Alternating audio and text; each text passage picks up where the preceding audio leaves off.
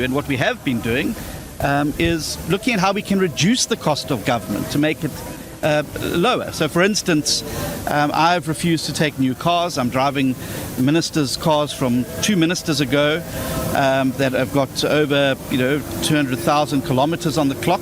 I know it's not good enough for Mr. Trollip and Action SA, but nonetheless, I think it's a commitment that we're not going to waste money on new cars. We'll use what we've got and try and make do with that. So whilst the cabinet may be larger, we have to look at innovative ways to be able to shrink that and make it smaller.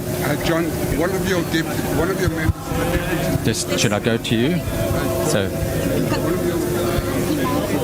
So just to give you a view from outside of the GNU.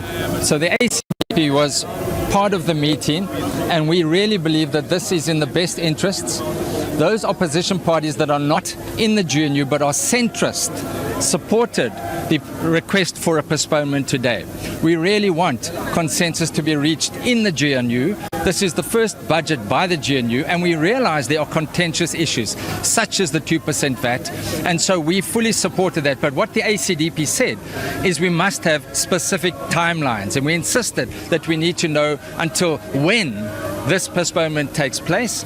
We have a number of serious objections from the centrist groupings of the non-GNU parties, and therefore we would like to express those views. But at this stage we support and we believe and we called on mature leadership so that we can just stabilize the market, stabilize the currency, and not play petty politics, because it impacts all of us, and we trust in a good. This is good news. It's regrettable that it took place today, but it is good news for the future of our nation. Well, the postponement of budget today has rendered Parliament useless. It has got no authority, because budget, whether you agree on it or not, you must bring it here so that it can be debated and ultimately adopted. So there is no government, because if you don't adopt budget, it's clear the government has collapsed.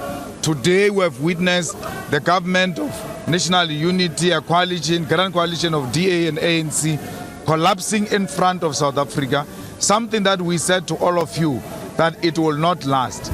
We will never agree to increase of 2% on VAT from 15% to 17%. And that's why they are scared to come here, because it will be rejected. So that was discussed, 2% increase on VAT. It is on the budget proposal that was withdrawn, that he wants to increase the VAT from 15 to 17%.